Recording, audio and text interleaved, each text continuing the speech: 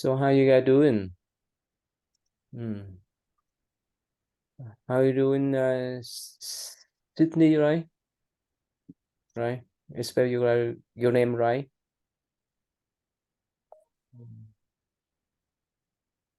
Okay. Zaha, how you been?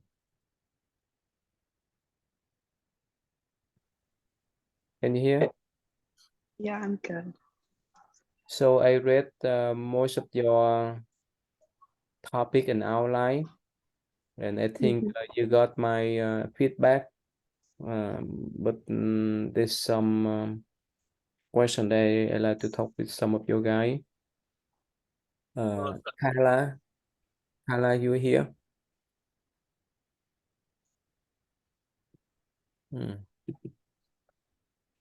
let's see here. Yeah, Sydney, Victoria, please turn on the cam too. All right, one more times I want to mention that some of you mess up the topic and outline. This is for your own final presentation, not for online group presentation. For online group presentation, I don't need you guys to do except you just talk with your friends and give me the topic. That's all. But the topic and outline is for your own final PowerPoint presentation. Okay, is that clear now? Don't mess up, okay? And unless you want to work with your partner for a final PowerPoint presentation, that's fine with me. But each of you need to do 30 minutes.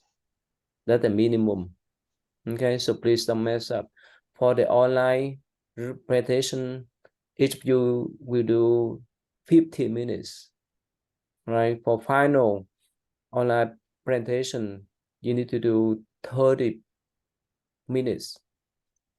So the online group presentation only for the 40 points, and for the final presentation is for 70 points. So please don't mess up, okay? Any question before we move on? I have Yeah. a question. Yes, Sarah. Yeah, go ahead, Ceci. If we did what we were just talking about based on our group project, are we able to resubmit it, or are we allowed to do the same topic for our final presentation? No, should be Or different. Should be different. so do we have to resubmit it so it could be Yeah, you can talk to me later on, okay? okay? Should be different from the online group presentation. Someone just raise your hand, right? No, that was my exact question. Oh, okay, yeah. You should do different topic for your own final presentation, okay? All right. So any more question? Any more question about your day or anything? So okay. Carla here. Right, so let's see here. Let me see here. Okay, please pick the question so that I can assign you to the room. Alan, Andrea, Dante, Derek, Gustavo, Ian, Kai, Milan, Sydney, Victoria, Zandra. Please pick the question so that I can assign you to the group, okay? So we have 2 students per question. Let's see. All right, let me the number 6. Any question for me? Let's see here. Number 6 here. Okay. Alan, number 16. Right. V, number 7. Oh. All right, let me open the room. And if you don't see your room, please change it or pick the question, okay? And if you see your name, just go there. Yeah, okay. Eric, you try your best. Okay, next time, try your best to find some way that you can have the controller so that we can talk directly with your friends. Okay. Please type your name. Please put your name nearby. You put the question nearby your name. Yeah, don't type on the chat because I cannot control that. It's too many. All right, let me open the room. And if you see your name, please go there. Otherwise, you can pick the question. Okay. Or go ahead. If you see your name, go ahead. Go to those room. Okay. And if you don't see your name, please pick up now. All right, let's see room number 4. No. Number 7. Number 7, we have enough. Number 16. Okay. Number 3, we have enough for number 3. Let's see here. Number 4. Number 4. Number 2. Okay. And number 13. Yeah. So we have enough for number 7, number 13, number 3, number 4. Let's see number 2. Number 2. All right. Let's see here. Number 8. All right. Go ahead, Eric. Number 11. All right. Let's see. Yeah, if you have number 3, 13, 7, please choose different number. Number 16, we have enough. Number 6. Okay. Number 2. Yeah, number 2 have enough. All right. Number 4. We have a lot of questions. I want you guys to call over. Let's say we have number 5, 9, 10, 11, and 12. 5, 9, 10, 11, 12, and 15 available, or 14 too available. I want you guys to spread out, not to focus on one question, so that we can learn together. Okay. So we have one more time. We have number 5, 9, 10, 11, 12, 14, 15.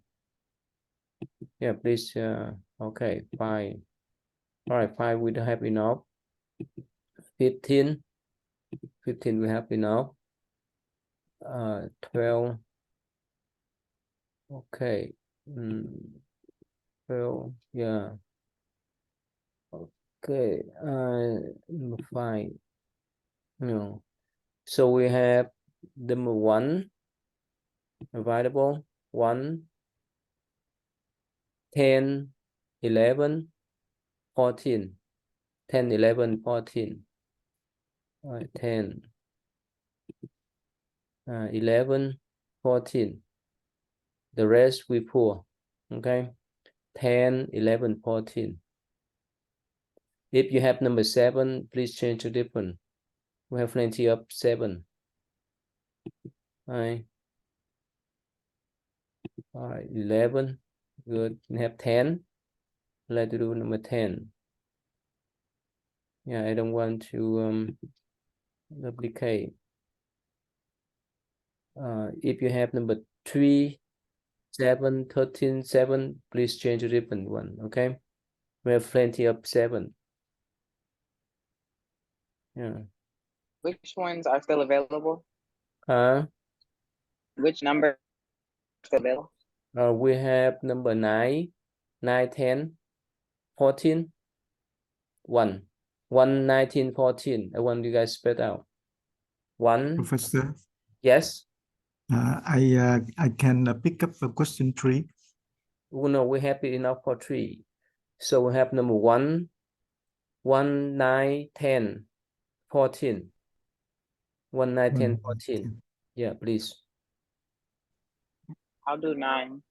No, get all right. Oh, you have number 9 here. Okay. I changed to 1. Yeah, please try. Type the number nearby your name, so I can assign you there. Okay. All right, number 3. Sorry, how do we choose the questions? Let me see. Number 12. Okay.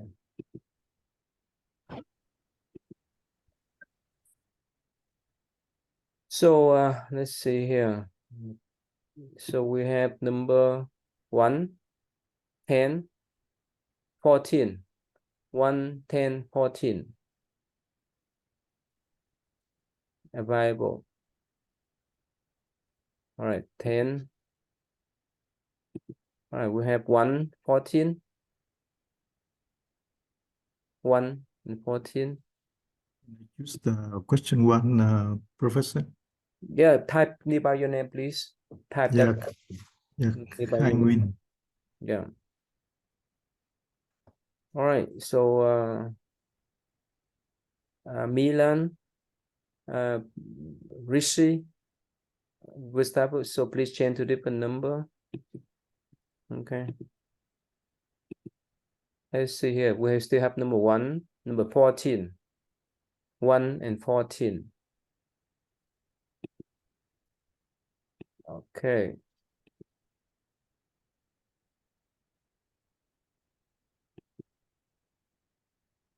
Oh, if you see the number and 14, all right, have okay, one more 14.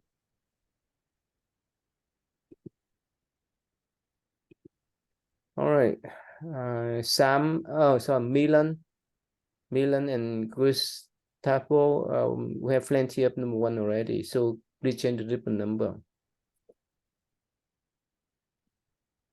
Yeah, so yeah, please change to different number. We have plenty.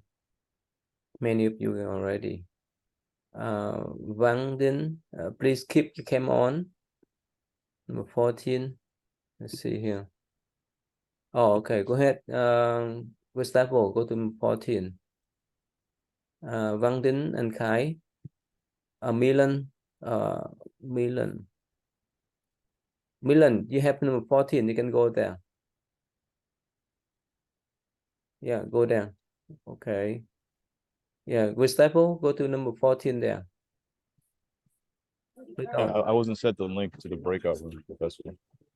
You don't see that? No? Go ahead. You see now? Okay. Which number you like to talk? 1, yeah, number 1. We have many number 1. Can you change different number? Oh, yeah. Number 1, we have 3 already. Change to different number, please. Okay, Van Din, change to put your question. I don't know the question, Professor. Can you keep your cam on? Yes. Yeah. Yeah, so you can pick number 2, 4, 5, 6. Yeah. Like, I don't see the question, so I can pick whatever number. No, you need to, yeah, pick the question so that you can discuss with your friends.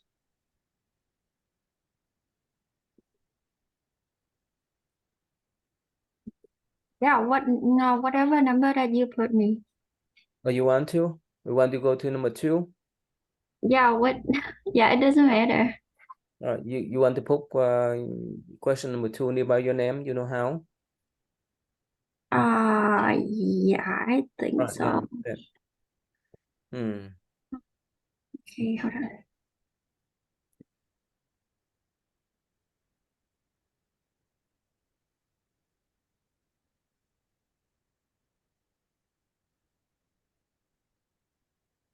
You know how to put? No, I don't. Change rename there. The 3 dot, and you can press on rename.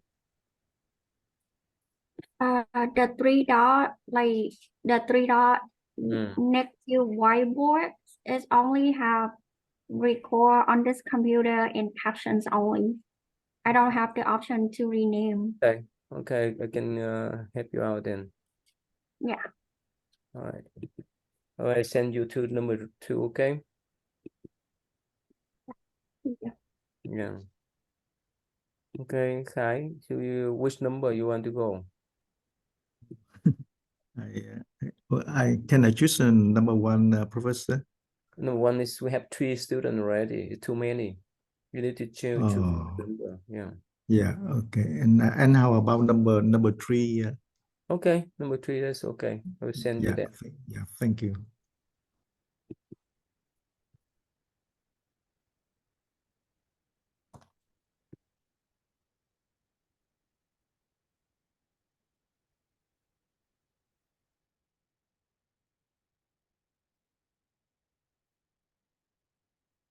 You guys done this? Okay, let's see here. Let me put it. So Holden and Andrea, you guys finished this discussion? Yeah, we did. Okay. All right. Please make sure to keep a cam on.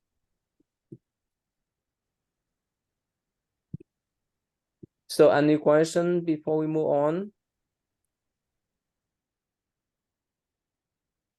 So one more times for your topic and outline, that is for your final presentation, okay? This is not the online presentation.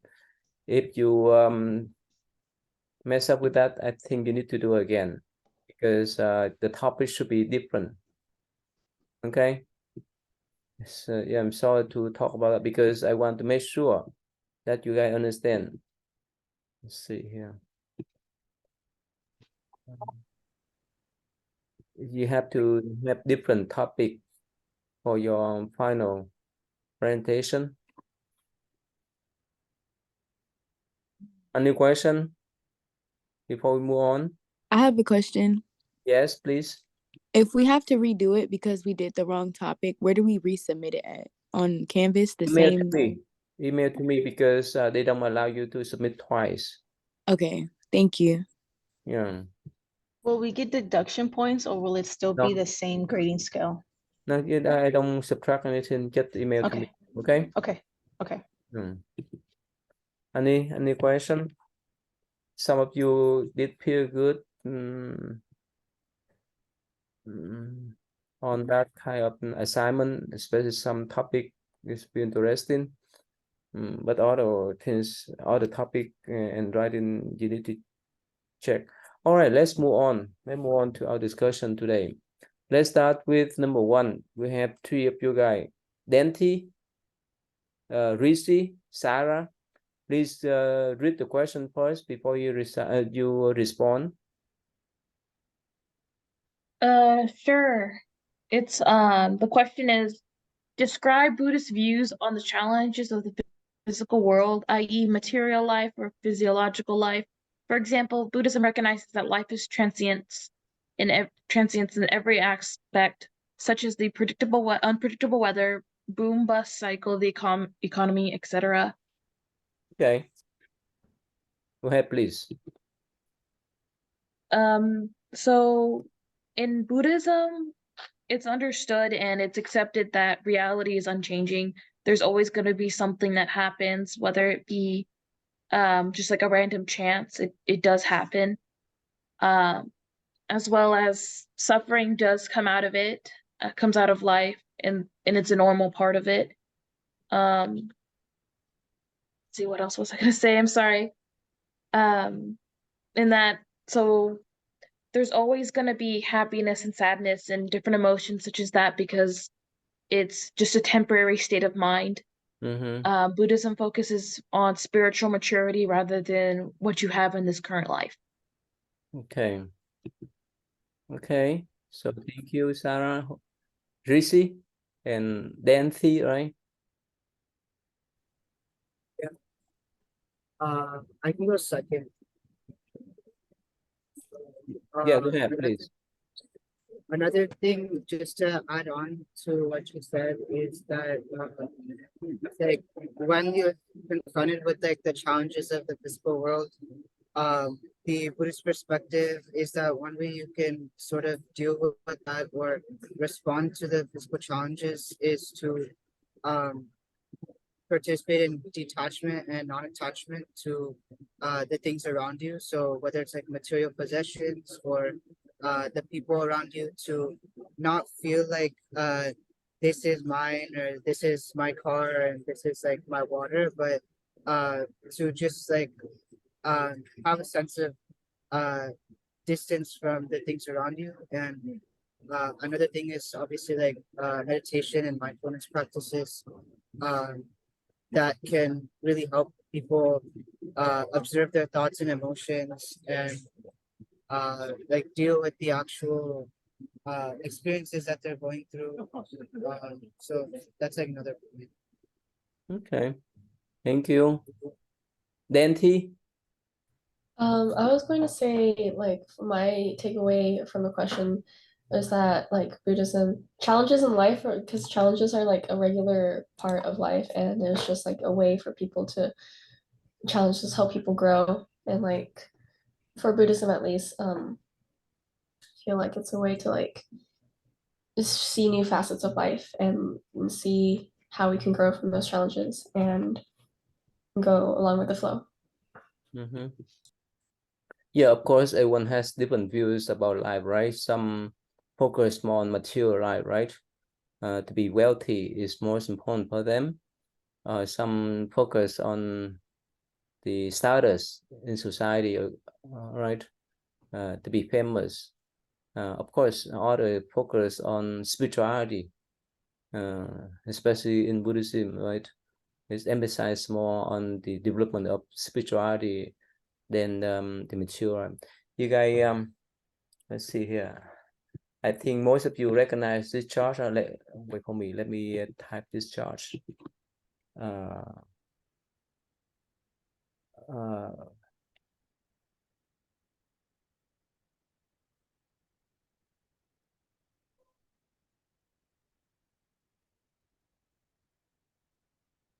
Okay, let's see here.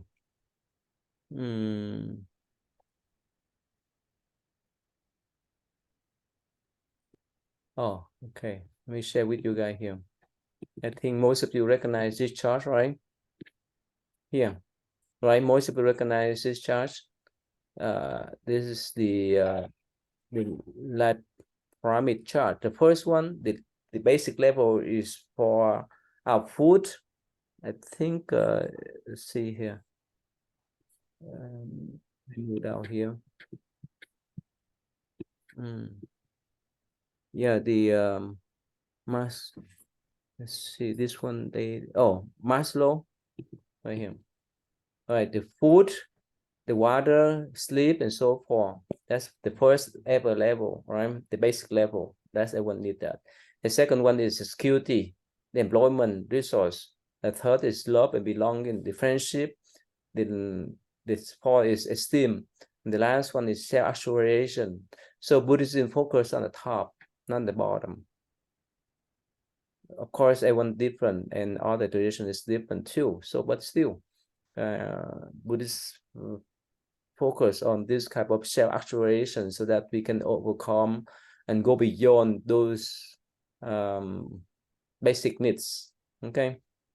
All right. So let's move on to next number 2. We have Arena, Jesse, Vang, Leo. Yeah, please. Read the question first, please. So our question says, describe Buddhist views on the challenges of human emotions and psychological dissatisfactions, such as stress, anxiety, and depression. So what I took away is that in Buddhism, stress, anxiety, and depression and psychological dissatisfaction are all viewed as like one challenge, like they aren't distinguished. And they're also all like aspects of dukkha. I don't know if I said that right. Because they all like cause suffering to humans. So yeah. Okay. Yeah, and then just adding on to that, basically in Buddhism. Sorry, interrupt. And before you talk, please speak your name. Okay. Oh, my name's Jessie. Yeah. Yeah, and then basically Buddhism teaches that emotions are strongly influence our thoughts, our words, and our actions, and having such as like stress, depression, and anxiety is kind of bad for ourselves and how the people around us. That's so they engage in like meditation to gain like self-awareness and yeah, that's kind of what I have. Okay. So yeah, Bang and Leo, please. I get oh, I forgot to add on. Basically they want to I don't know what the word is, but get like mindfulness, and that's why they meditate to avoid stress, depression, and that Not stuff. not to avoid, to Not to avoid, yeah, to change. Yes, transcend, not to avoid. yes. Avoid doesn't mean you Okay, run away. Hmm. okay. All right. Yeah. Thank you, Bang and Leo. Yes, it's fun. Yeah. Please. So yeah, it's fun speaking. Yeah. Go ahead, please. Okay, yeah. So basically, the Buddhism reminds us three gem about the Buddha, the Dharma, and the Sangha, and that promote the cultivation of the practice of mindfulness, which is a building block for the calm mind that will help people to have a strong concentration and build the wisdom within. Yeah. All right. Leo, right? Yes. Hi everyone, I'm Leo. I'm going to sum up everything. So they believe in suffering, which including stress, anxiety, and sadness. This feeling is coming from our desire, misunderstanding, and reaction into like a bad situation. But they also believe that by understanding the situation and training your mind by mindfulness, meditation, and the way that you live, like you have a good karma, is help you overcome this like challenge. Yeah. So I have the question for four of you. So which one do you think is more serious problem? Lack of wealth, or lack of sleep, or have so much stress, anxiety? Which one is more serious for your guy? Can you say it one more time, please? Like I don't get it. Hey, my question for four of you. So which one is more serious according to your view? Okay. Lack of wealth, lack of status, or lack of sleep, or have so much problem with stress, anxiety, depression, and so forth. Which one is more serious for you guy? It's hard for me to pick which one gonna be the worst for me because one will affect the other. So saying that if you have a lack of sleep, that's gonna affect your health because you don't have enough sleep the day next day, and then you don't do enough exercise, you become weak, and then you cannot have a strong mind with a really weak body. And then when you suffer from all kind of stress, depression, stuff like that. So your mind already fragile and vulnerable, and then your body cannot protect you from that. So that's gonna affect your body. So it is really hard to pick which one, but they have the correlation, like they have the relationship. So I think all of them are important. Well, that's good. That's nice. Nice response. Casey, what do you think? Probably lack of sleep. Okay. Especially you guys college student, right? Yeah. You have midterm yet? What? Some of you have midterm yet? Some tests already, right? Oh yeah. Okay. So before taking a test, you may know how much sleep, right? You may stay late 2 or 3 a.m., right? Try to take care of your health. Okay, so thank you. Move on number 3. Kai, Brian, and Sydney, right? Yeah, please. Yeah. Can you hear me? Oh, sorry. You can go. Hi. Read the Hi. question. Read the question and tell your name, please. Oh, okay. Hi, everyone. My name is Khai Nguyen. I choose question 3. Describe Buddhist views on physical and mental adjustments.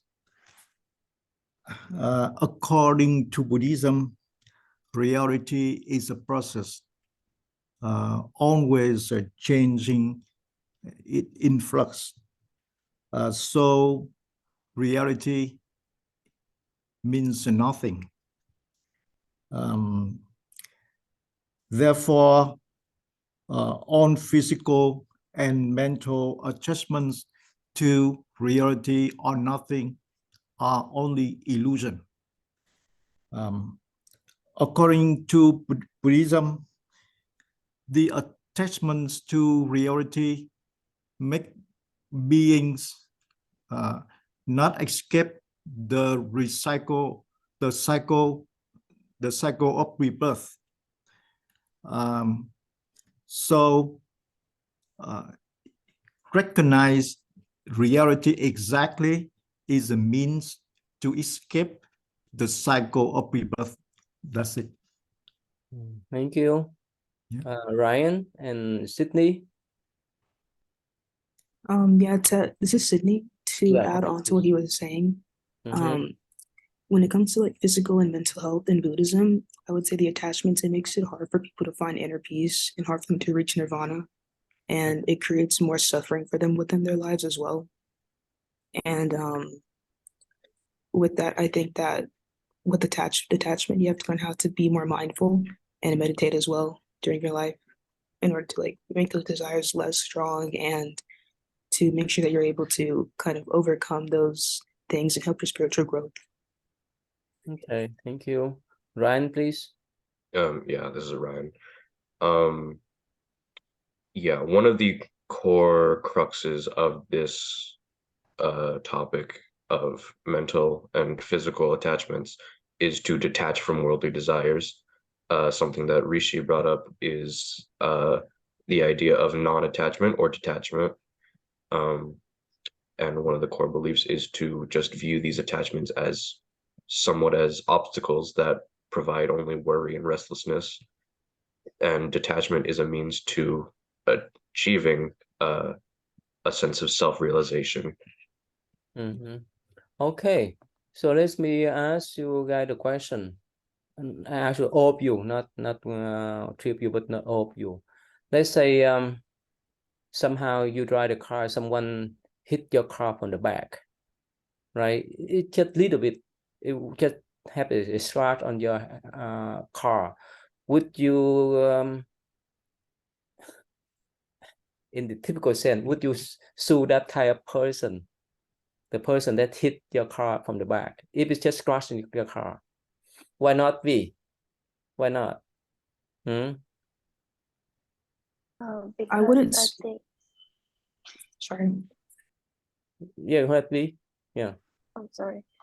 Because I think that it was just like a minor incident, so I would just let them go. Okay. How about Sydney? What do you want to say? I was gonna say like it's just a mistake, and I would just probably let it go. I wouldn't let it like keep me under like my mood. I would let it go. Yeah.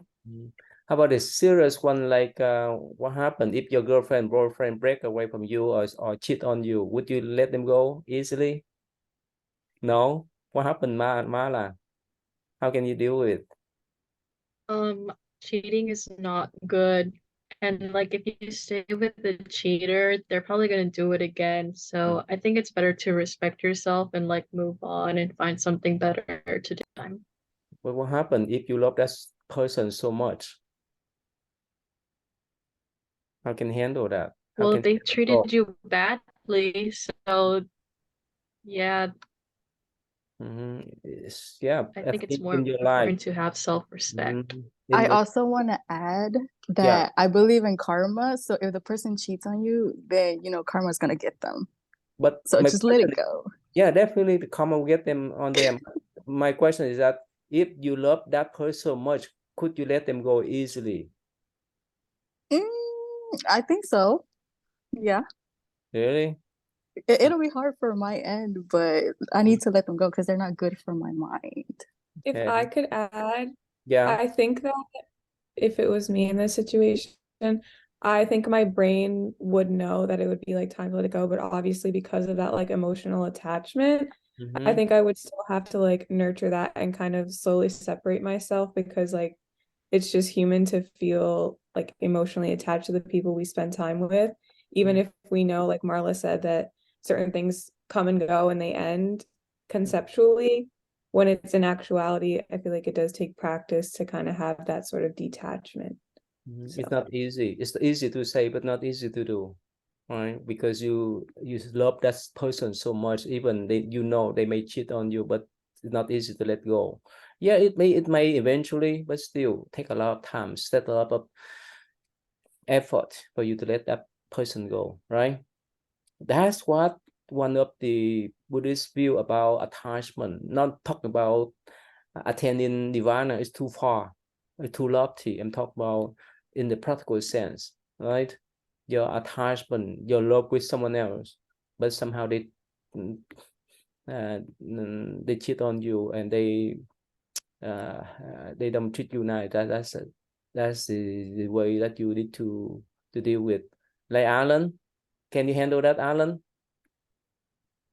Yes, thầy. Oh, okay. So if this happened to you, you walk away or you still hang around? Walk away. You sure? All right. Okay. All right. Let's see. All right. Thank you. Let's move on. Number 4, Austin and me, please. My name is Austin, and our question was describe the Buddhist view on craving and unrealistic expectations. Okay. And we thought that this fell under the second noble truth, which is that the cause of suffering is desire, because desire is basically craving something. And it is believed that if you act in desire-driven ways, then it further ensures suffering and inevitable rebirth. And in the advanced stages of the practice, it is said that desire needs to be renounced in order to reach the final goal, which is nirvana.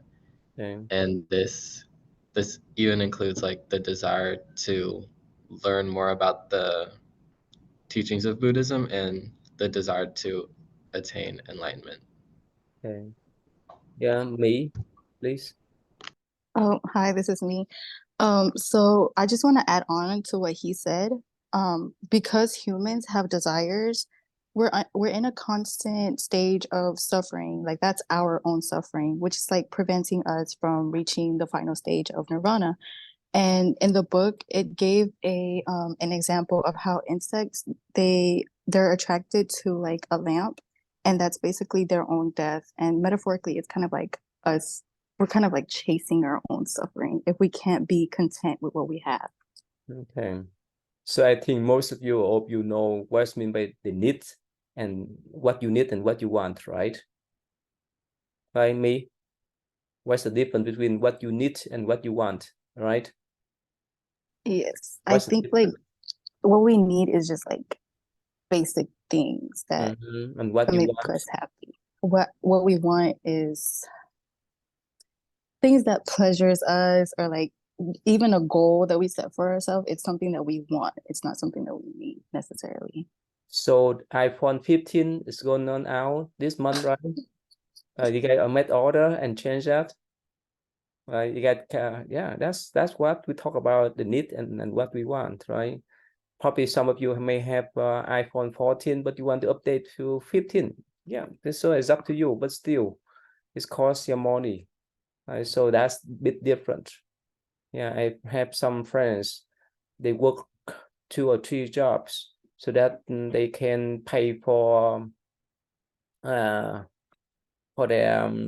luxury house, a luxury car, the RV and so forth. Again, so that's their choice. So we need to know if we feel everything's enough, much easier on us, right?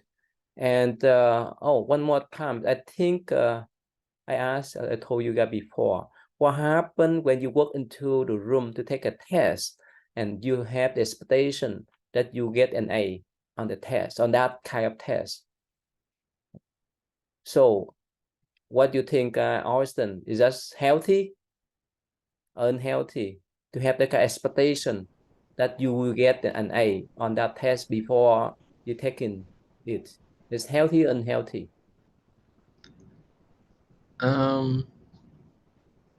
I think it's I think it's a pretty no.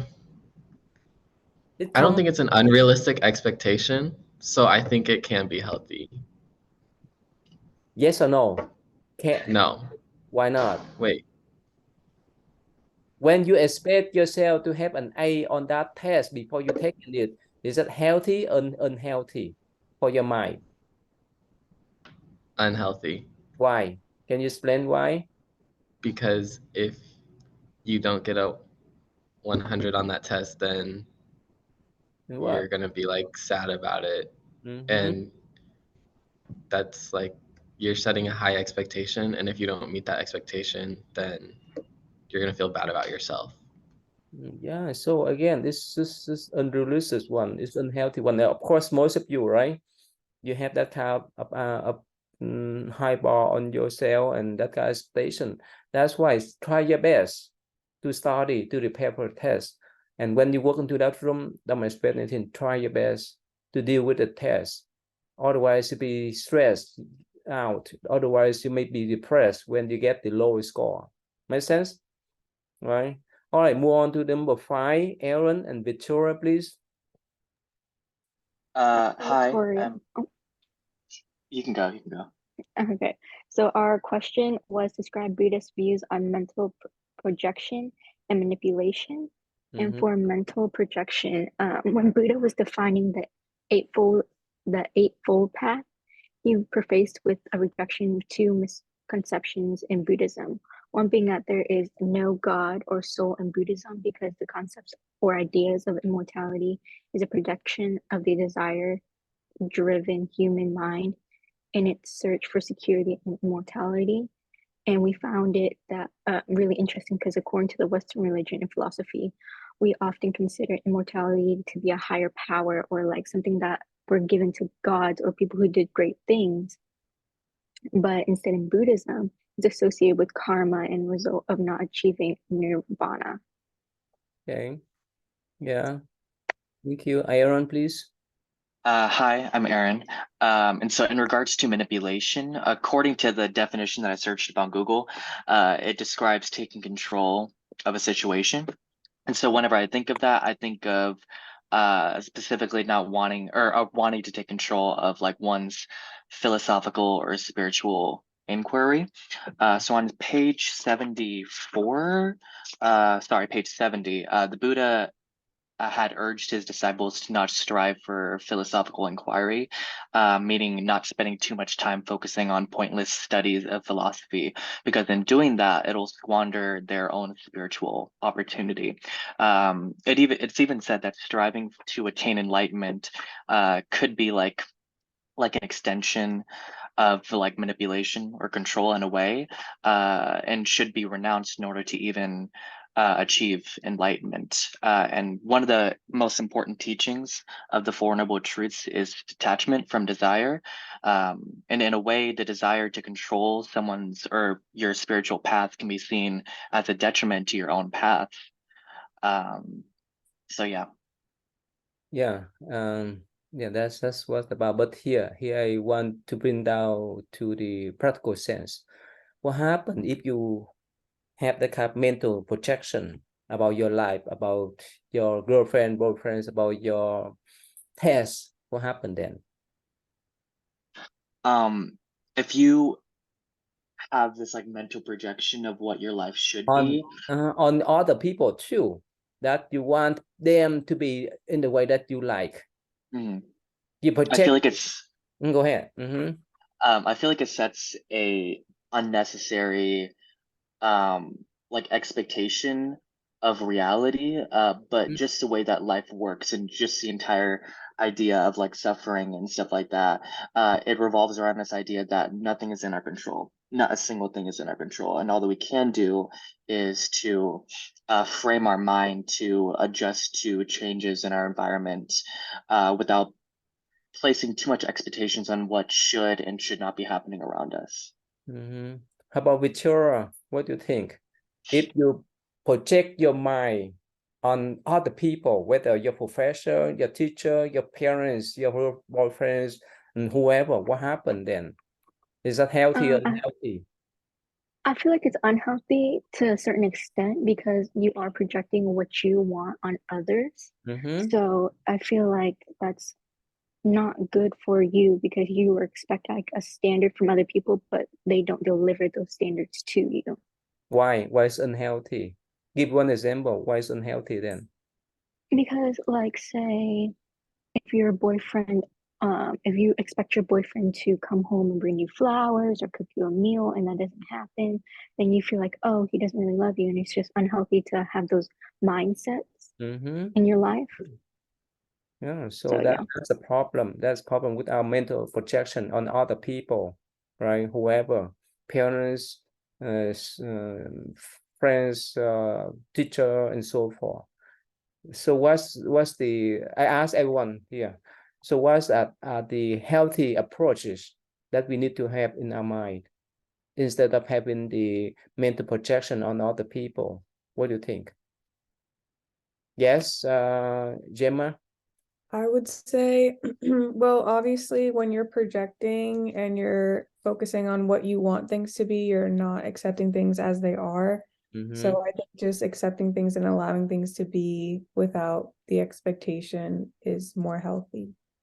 Just accept whichever thing happen. Try your best and accept the situation and be flexible with the situation. Otherwise, if you set your mind into some direction, if you expect whoever to behave in certain way, when they don't, you're more frustrated, right? You may bring your own problem. You bring your own suffering. Okay, so that's what this. Yeah. How do you accept it? Like what do you do? Like do you just like What is Jesse, for Yes. what you're saying is how does one come to accept it? Like not become upset when your expectations are not met, or Remember, in Buddhist view, the only one that can change is yourself. You can change your mind. You cannot change others. You can influence them. You can give them the advice, suggestion, and so forth, but it's up to them to change, not you. If you want to change them, that means you dictate their life in the way that you want to, and you bring the suffering for you and others. Make sense? So let's say when you deal with your boyfriend, for example, okay? So he has different personality, he has different characteristics. And if you just accept the way who he is, it's more healthy in your relationship. Then you expect the way that you want him to be, like you will talk to you every day and so forth and so forth. You understand? So that's was the way we need to respect other people, right? Not to dictate the way that they do in the way that we want to. In any kind of situation when we deal with other people, that's what we call acceptance. Okay, thank you. Move on number 6, Mala and Nia, please. Okay, our question is describe Buddhist views on mental rejection or fight or flight. For my part of the question, I'm gonna be speaking on the rejection part. So with rejection, instead of looking at it as, well, based on Buddhist views, instead of looking at it as like a failure, you can look at it as a way to improve yourself and use it as fuel to succeed in the future. So yeah, that's what I got from it. Okay. Nia? I'm sorry. Yeah, I'm Nia. Mala? Okay, I'm Marla. So I did the fight and flight part. So instead of like engaging in like a fight or something, it's more important to be mindful. And you can like practice being mindful with meditation and like get mental clarity and self-awareness, and you'll have like more freedom from negative states. Okay, who are in the psychology major here? Okay, all right, only Gemma, huh? So Gemma, in psychology, we talk about the mode fight or flight, right? That's where we have stress, right? Right. And some students or some people, because they could not deal with situation, they just drink. Yeah. For example, to forget. But to reject or to deny the situation, right? But still there. Right. Yeah. So what happened then? What happened when they deny, when they reject the situation that they're supposed to deal with? What happened then? Well, when we feel panic, obviously we go into fight or flight. And a lot of times, like Marla was saying, when we have these mindfulness tactics, we're able to kind of ground ourselves in the present and not project our anxieties into the future or what's going to happen. Because a lot of times we can deal with what's happening in this present moment, but it's just like the potential of things that gets very overwhelming. So I think the whole idea of like rejection, fight or flight just kicks into like panic. And like you were saying, people feel uncomfortable there and they try to reject it as opposed to accept it. So let's say if you take the class that you really don't want to, but because of your major requirement, you have to take that class. The moment that you step into that class, somehow you have the negative feeling because you don't want to take that class, right? So how could you overcome that kind of feeling? How? You understand my question? Are you asking me? Go ahead. How can you do? Oh, I would say kind of letting go of the image that you previously had of what class was supposed to look like and just accepting it for what it is and letting go of that expectation to allow the class to unfold. Because obviously, again, like I said, we tend to believe our preconceived notions of what things are going to be and accept them as truth. But when we can kind of dismantle that and just allow things to be as they are usually much easier to approach and handle. So. And also, who are working full-time or part-time here? You can raise your hand. All right. Holden, let's say if you go to work and somehow some of your co-workers, they appear tough to deal with. And of course, you have to meet that person every day. So how could you handle that? I do have a couple people like that at work. I basically just try to avoid them as much as possible and just keep everything about work and just try to be like professional because I don't want to make it harder than it has to be there. So it's better for you to avoid them. Is that right? I mean, yeah, unless we can come to some sort of agreement, Okay. which is better. But I mean, I think both of those work because I mean, work is work. I mean, Yeah, avoidance, rejection is just one of the temporary solution. The main solution how to stop from the root is to deal with the situation, right? All right, so thank you. Number 7, written Huang and V, please. Now read the question, please. My name is Dee. Describe Buddhist views on anger, rage, resentment, violence, and jealousy. So according to the Buddha, anger is one of the roots to suffering. Because we are unsatisfied with many things that we face, we get angry and we resent others. But if we do meditation and if we look inward, the anger is coming from ourselves and it's not the outside. So that's it. Thank you.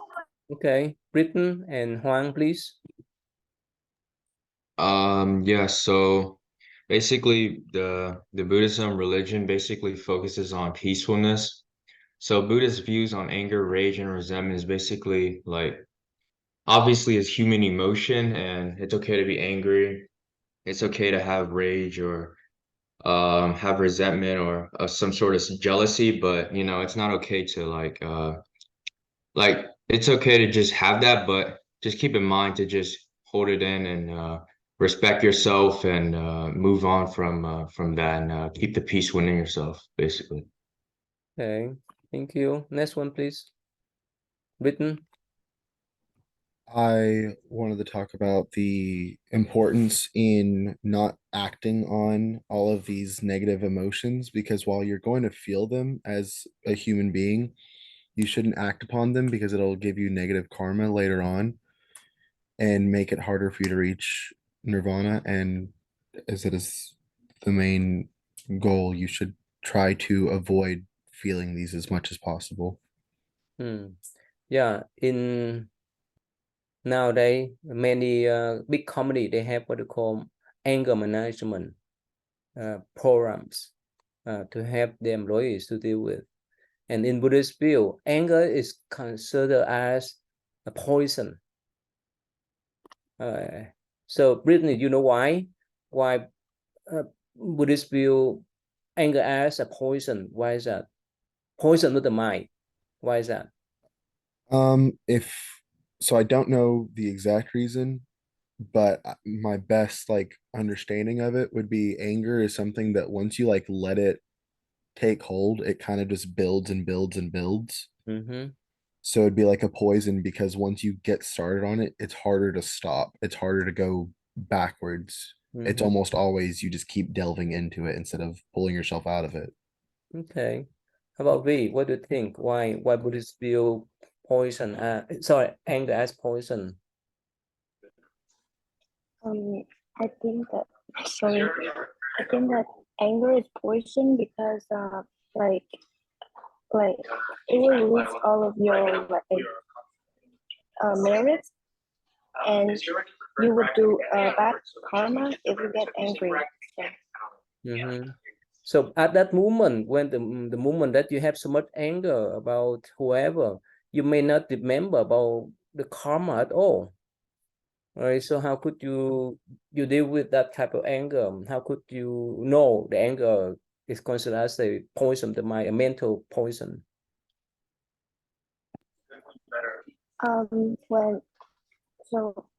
For me, I actually think that if I yell bad at them or like if I say something mean to them, I will get my karma and Mm-hmm. and that's it. Okay. So how about Juan? What do you think? Why anger is considered as the mental poison? What was the question again? Why anger is considered as the mental poison? It makes you lose control. And it Yeah. makes you lose, the peace within yourself. Mm-hmm. Yeah, it's just probably here everyone has that kind of experience, right? When you have so much anger in your mind and it build up until it blow up, right? Yeah. Okay. Okay. Since we have a lot of question available too. So anyway, here let me show you get short video clip, okay, about the employees that try to punch the boss for the revenge. I thought there was gonna be some type of buildup or something. World Star. There's many Oh, stories. the World Star got it. At that moment too. Dang. World Star. It's so violent. Went viral today, baby. Yeah, anyway, so it's a lot of story that you can watch on video clip. So that's why when you hold on that anger, if you could not release, if you could not let go of that cup of negative energy, eventually you may harm yourself and harm others. Right, so that's why Buddhist view anger as a mental poison. So in Buddhist tradition, they say that yes, it's normal for us as human beings. Sometimes we cannot handle the other people, so we have that type of anger in our mind. But don't let that type of energy overcome you the next day. Let go. When you wake up in the next day, let them go. Don't hold on. Don't hold on to the next day, to next month, to next year, and so forth. Otherwise, it's harm you, right? They be gone. The one that scold you, the one that harm you, they not there, but you still stuck with them. Okay, so it's better to let them go. All right, thank you, Derek and Tony. Number 8, please. Hello, I'm Derek, and our question was describe Buddhist approach on how to deal with physical and mental challenges such as illness or stress. And what the Buddha says is to not engage in idle speculation, which I think Aaron also mentioned. And so he also gives like an example of like a poisoned arrow where he describes a man who's been shot by a poisoned arrow. And instead of like actually dealing with the mortal, like the mortality of like the arrow being he being hit by the arrow, he asked question like, oh, like what was on the arrow? Like how was it, like what was the arrow made out of? Was it shot high or low? And so the Buddha says he cautions his disciple that like to not idle and like just focus on what you need to focus on in the moment. So like for example, like say if you had a cold, instead of like dealing with the cold, if you think about where did I get this cold? How did I get this cold? Who gave me this cold? Like your mind starts racing, so you're not focusing on what you need to focus on. Okay. Yeah. Hmm. Okay, so Honey?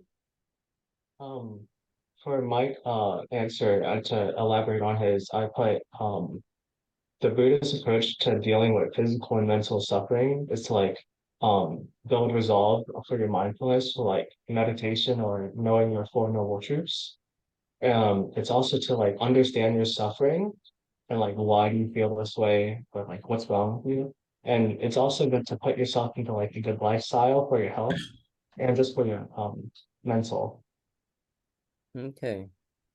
Let's say if you have a hack while you studying for the test, so how could you deal with?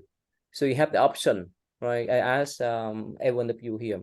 You have the option, take medicine and go to rest, or just fight with that type of hack. I think I would take medicine because I don't like taking tests when I'm like really sick because I'm just focused on like why am I sick? I can't take the test. Or I'm so sick I can't take like I can't focus. I just feel like going to sleep and resting is better than just dealing with being sick. Or even in the kind of physical illness like stomachache and so forth, right? So how could you deal with that type of physical illness? Take medicine if you need, or just take the time you need to like don't put anything like don't stress yourself with like your mind or anything. Just focus on what you need to take care of. You guys know what's meant by self-compassion? You guys heard about that? We know about compassion, right? Be compassionate toward other people, right? But you don't know, anyone of you know the three elements of self-compassion? Anyone of you know? No? Rishi, you heard about that? Can you say that again? You were breaking up. Self-compassion. There are three elements of self-compassion. You have to be compassionate toward yourself. There are three components. You guys know about that? No? All right. Let me share with you. Let me share with you guys, especially you guys as a college student, you need to recognize us. Here, they are the three elements of self-compassion: self-kindness, common humanity, mindfulness. So these are the three main components. What's my self-kindness? You have to be kind with yourself before you be kind with others. If you are so harsh on yourself, there's no way for you to be compassionate toward others. Common humanity, when you fail the class, when you have a low grade on your test, it's just normal. You accept that.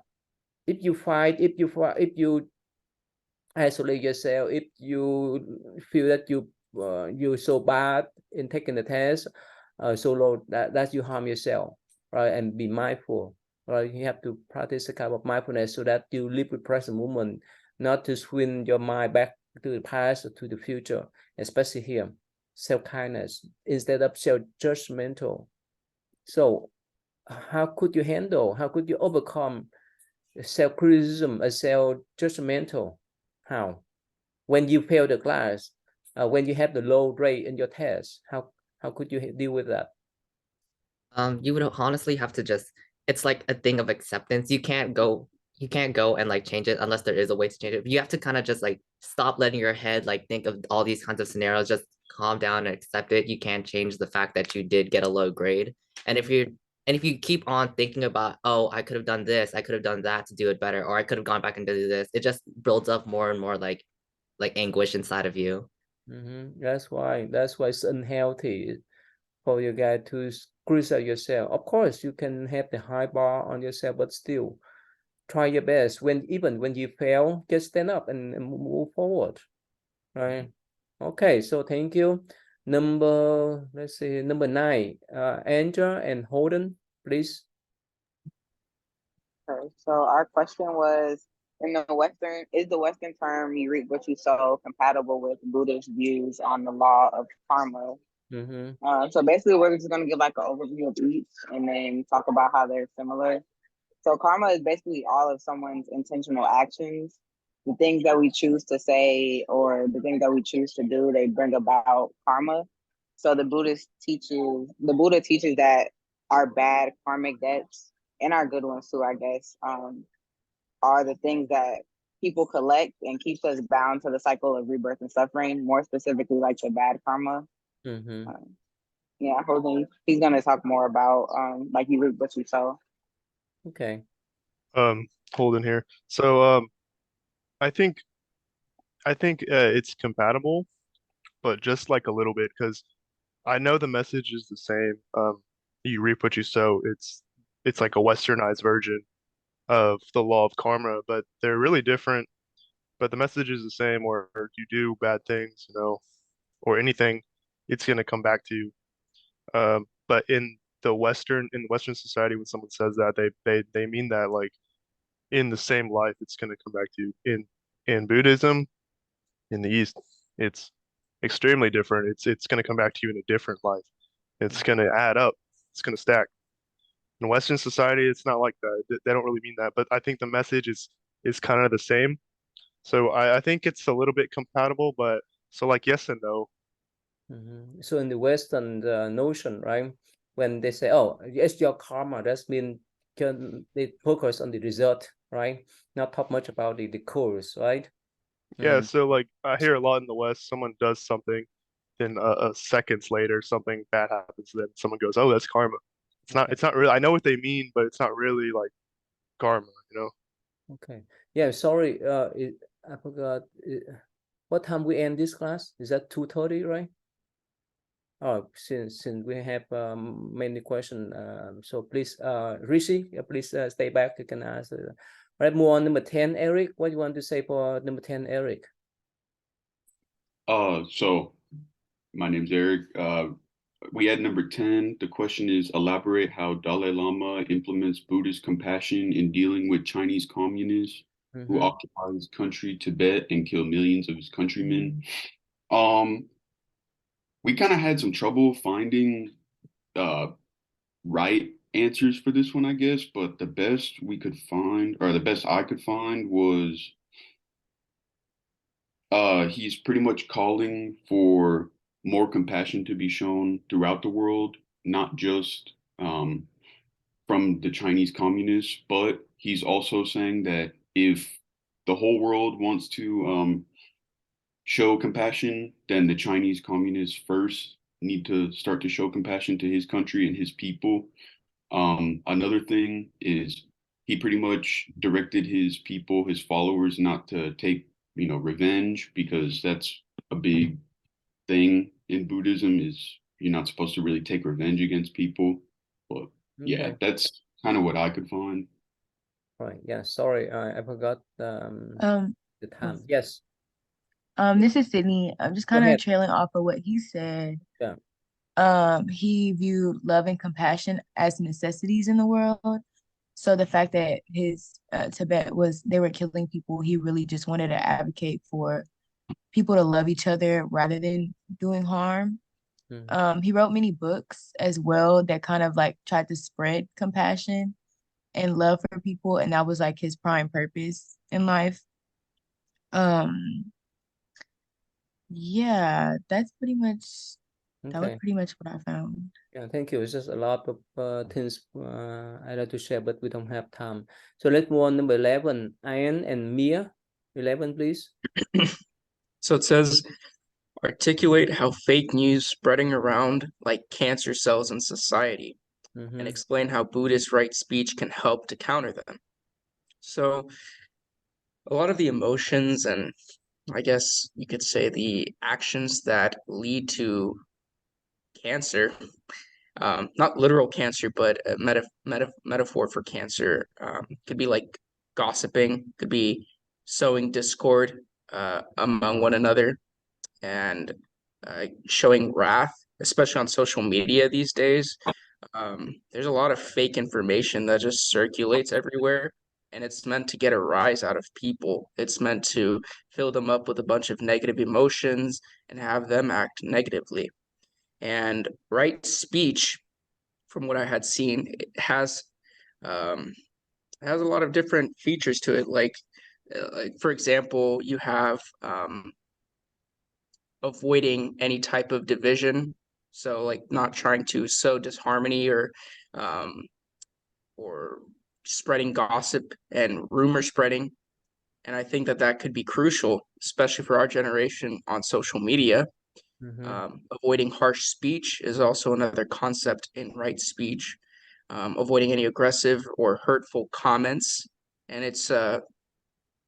and again, there's a roast culture and just picking on people, and it just fills people with a lot of insecurities, and it harbors in them like cancer. Okay. There's also another one for idle chatter that I had seen that was interesting to me. Basically, lacking purpose in your speech. In Buddhism, everything is meant to be intentional. You're to be active with how you speak as well as how you act. And I think that's what separates Buddhism from a lot of the way people live, is that they go on autopilot. They go passively. And Buddhism encourages you to think about it, to hold your tongue even, to stay silent before speaking on emotions. Not hold your tongue, but be mindful. Right. Yeah. Or I know this time up for you, most some of you, if you have spoken, you're welcome to leave. I know if you have to rush to the next class, otherwise you can stay back. And the rest, you can finish. All right. Gemma and Mitchell, please, number 12. All right, this is Mitchell. Our question was elaborate how animal rights advocate is compatible with Buddhist right action. And we just found a lot of information that, like, obviously animal rights activists are fighting for animal rights. So, you know, like saying that animal lives matter and that you shouldn't kill animals and they should treat them with the same respect. And that just mirrors Buddhism, because Buddhism is about being compassionate towards animals and holding them to the same respect that you treat other people with. Okay. Gemma, number 12. Yeah, I just basically found that it goes back to two of the big virtues in Buddhism, which is nonviolence and compassion. So they don't believe in harming other living animals, and monks are even like encouraged to avoid like wearing anything that comes from an animal. That's why a lot of them are like vegetarian or sometimes even vegan, because they're just not supposed to do harm to the animal, and they think that killing them would cause suffering. So why is they that? try to avoid that.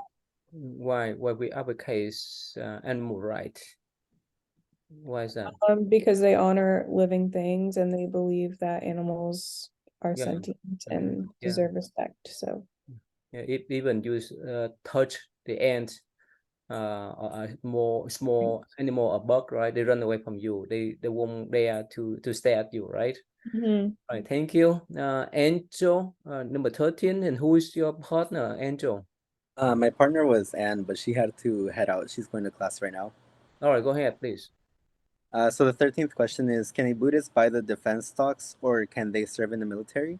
And I quickly wanted to read this little excerpt from the textbook. It says, above all, Buddhists should not pursue careers involving killing. They are forbidden to be butchers, hunters, or executioners. And based off the morality that Buddhism holds, that we already know of, killing is not supported. So I believe no. Buddhists aren't to pursue a career in the military. Especially nowadays, the war in Russia, I mean that in Ukraine, right? And the defense stock is rising, right? But for us, we not support that kind of karma then. All right, thank you. Number 14, Milan, Jara, and Gustavo, please. 14. The question is, when a Buddhist engages in social activities or charitable works, diligently according to the Buddhist right after principles, they definitely desire other people's supports and involvement. But the question is this desire the same as like the poisonous type of desire? It's like detrimental to you. I think it's very different because that poisonous desires, it works against like your character, and this one only uplifts yourself and other people. Okay. Next one. Yeah, I would say the same thing, and that like because the second noble truth, it does say like about like it does talk about the desire and like the poisonous desire. But like one thing to consider is that if it's for charitable work, like in the eight noble truths, right actions believes that you should help help another person. So I think it's also important to take that interpretation into account whenever you're talking about charitable works. Okay. Zaha, right? Go ahead, please. Yeah, I basically agree. Like, it's not the same as the desire and craving brought up in the noble truth, because it's not like a greedy or lustful type of craving. And like the desire to help people through charity and social work isn't bad. So again, many people, they have good intention at first, right? But when they get involved, they could not control that type. Even helping people, they have that type of craving desire or craving to have more money, to have. It's good cause, but somehow if they could not control their mentality, later on it become spoiled. It become destruction. All right, number 15, Angela and Tessa, are you here? Yeah. You have, Okay. yeah. So for our question, number 15 was define and give an example of right and wrong concentration. So for my part, right concentration is the practice of trance meditation, and it's the ability to focus one's mind on like one object and one object only. And so one example of like right concentration was how the Buddha developed Vipassana meditation, which is disciplining the mind while fostering a profound clarity about the nature of reality. Okay. Tessa, you want to say anything more? So I was going to talk about wrong concentration. So since right concentration is part of like the meditation part of the Eightfold Path, anything that kind of takes you away from that is wrong concentration, like concentrating on like things that are like earthly desires or things that could like cloud your attention or your mental state. Like maybe like you're concentrating on like something that's bad for you. Like maybe you're concentrating on like like a boyfriend who's bad for you or something like that. How about like the sniper or the hunter? Sniper? Sniper. Yeah. Yeah, like I guess a sniper or a hunter focusing on like a deer that they are potentially about to shoot, that would be wrong concentration. Why? What's wrong then? Because the concentration is leading to the harm of another being.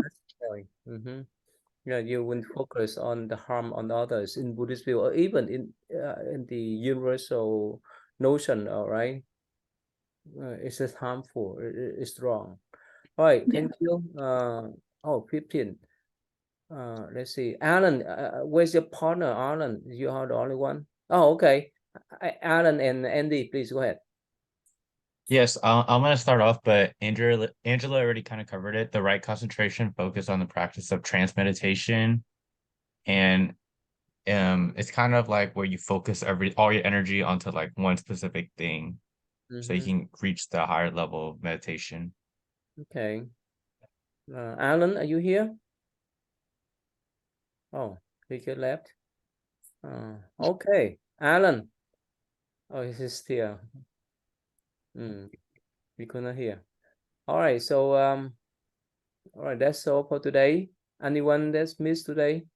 Let's missed discussion. Okay, so Huang, stay back, right? V, who else? I just call the name. All right, okay. The rest, if you have one, oh, Rishi, you want to ask me any question? You can stay back. Yeah, I have a quick question. So, Just stay back. Okay, just wait for me. Let me oh, finish okay. the question of Gotcha. student. Any question before I send the student to the room? Oh, Angela too, right? Yeah. Yeah. Okay. All right, the rest you can go now. Thank you. So see you next Tuesday. All right, the rest you can. All right, let me Angela. Okay, let me invite you back to which room? Okay. So you guys can wait for me, okay? Let's see here. Let me don't click on anything, okay? Let me open the room. Okay, let me close some of them here. Just wait for me, please.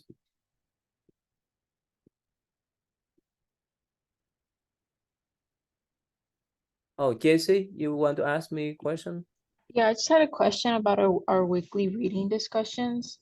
Mhm. Are we able to use your feedback and resubmit an assignment for partial points, or there's just our feedback? Many students. I have yeah, around 41 students, so I cannot. Okay, that was just my question. Okay, thank you. I mean that grade your paper, otherwise I do double work then. It's too much. And just for the final presentation outline, is there a certain date you would like it by, or Try by your next? best. Try your best to do sometime this week, okay? Okay. Okay, All right. thank you. Okay, let's see here. Yeah, you can go now. All right. Let me invite Angela first, okay? Angela. All right, go to the room. I'd like to talk to you quickly, okay? Go ahead, Angela. The rest, please wait for me, okay?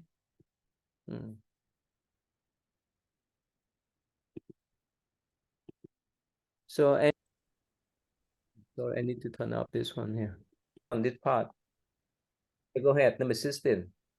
Right concentration and right mindfulness refer to meditation, according to the Buddhism book. So right concentration focuses on the practice of trance meditation. And this is the type of meditation that the Buddha learned from his teachers, which is an intense focus on a particular object. The risk in this meditation is that one may be too attached to the blissful mental state. An example of that could be meditators practicing by concentrating on their breathing and excluding all distractions and sensory experiences.